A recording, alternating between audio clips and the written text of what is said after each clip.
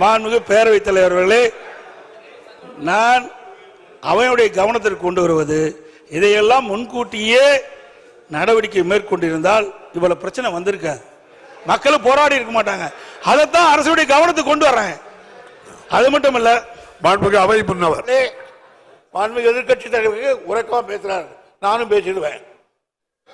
ஏற்கனவே இந்த திட்டத்தை எல்லாம் நாங்கள் முயற்சி எடுத்து மத்திய சர்க்காருக்கு தெரிவித்து அவர்கள் ஆன காரணத்தால் தான் இந்த தீர்மானத்தை கொண்டு வந்திருக்கிறோம். ஒண்ணு ஜாதிக்கு படியில இப்படிதான் பேசி ஆகணும், வேற எப்படி பேச முடியும்? என்ன பேச முடியும்? உங்களுக்கு சரக்கு இருந்தாலும் பேச முடியும். நீங்க முதலமைச்சர் ஒன்றுக்கும் வார்த்தையெல்லாம் பயன்படுத்தாண்டா. அது நீங்க இப்படி பேசுற என்ன அர்த்தம்?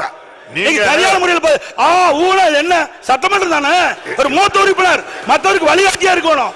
அதை விட்டுட்டு ஊனா என்ன, இதுக்கெல்லாம் பயப்பட மாட்டாங்க. மக்களுடைய பிரச்சனை உயிரை கொடுத்தாலும் காப்பாற்றுவாங்க. நீங்களும் அதே வார்த்தை என்ன வேலையில எங்கிட்ட நடக்காது.